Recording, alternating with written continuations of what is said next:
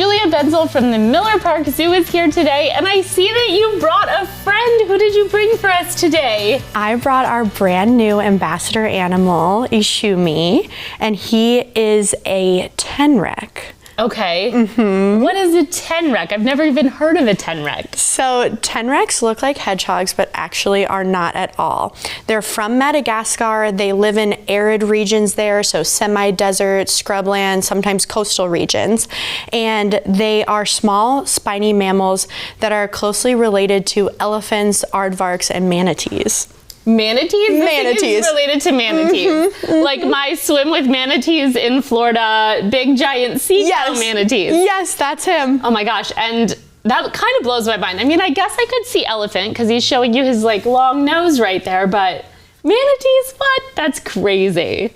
So how big do they get? So he's gonna get to be about 7 inches long at most and 7 ounces. So like a cup when you're baking. Right, and this one's a baby, right? He's 7 months old. 7 months old. Yes, yes. So cute. He actually was just cleared to come visit you yesterday, him and his little brother Kumi. So both of their names mean 10 in African languages.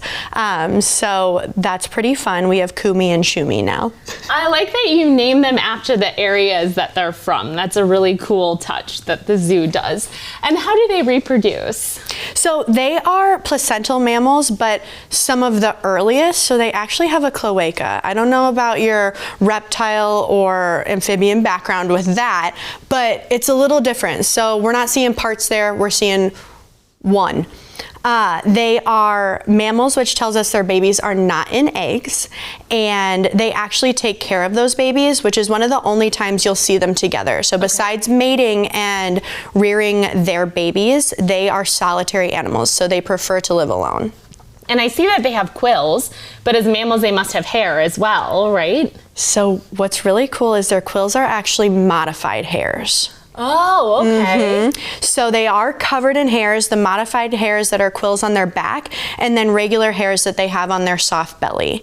But those hairs have become an adaptation on their back as quills to protect them. So when we talk convergent evolution, we see animals that do this completely separately. So hedgehogs have this, porcupines have this, but they're not related. Porcupines are rodents that have this, and hedgehogs have it, but they don't live on the same place, right? Some hedgehogs are from Africa, but he's from the island of Madagascar, so close but not. They're both insectivores. They both would forage on the ground. They both have the quills on their back to protect themselves, but whereas hedgehogs are gonna stay in that ball and hiss when they're in that protective mode, a tenrec is going to be a little more aggressive and get towards you with those quills and also bare their teeth. They have some sharp teeth that they will bear towards predators that are a consistent threat.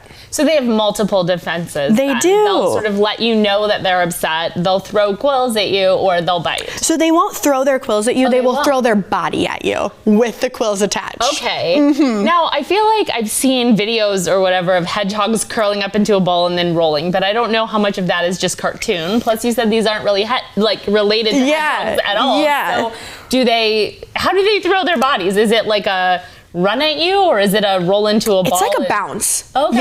Yeah, it's like a one quick jolt. Okay. So it's a very surprising, yes, my quills, yes it is. Body. Yes. And then where do they tend to live? I know you mentioned sometimes on the ground, but do they climb trees? Do they build nests? Where do they stay? They are semi-arboreal. So when we're talking hedgehogs, they are terrestrial. They're on the ground. When we're talking tenrecs, semi-arboreal, they have longer claws and they're a little more agile where they can climb trees and they'll seek shelter in little crevices in trees. They'll build their own safety spots there and they will hunt in trees and on the ground for insects, invertebrates. They'll find eggs, fruits. They're foragers. Okay, yeah, that's what I was going to ask, because you mentioned that they're insectivores, which I imagine means they eat insects, but then also fruit, eggs. What else is there? Spiders, things without spines usually, but they can eat small mammals as well. When you look at them, you can see that pointed nose, which is a special adaptation that we see in a few of our insectivores because they need to find small insects. They also have whiskers and really keen hearing that allow them to hunt better. And then teeny tiny little eyes because they're actually nocturnal, so they don't really need big eyes. That's what I was gonna ask, because I know a lot of things that sort of have the, not glazed over, but like black eyes that are small tend to be night dwellers or have really good night vision. Yes, exactly. And his other senses just really make up for that. He doesn't need to have great eyesight because his smelling and his hearing and his whiskers are so helpful. Amazing. Well, he is super cute. Thank you so much for bringing him along today and for teaching us all about this animal I had never even heard of. And if you want more information about this animal or the zoo, you can visit us on the web after the show at ciLiving.tv.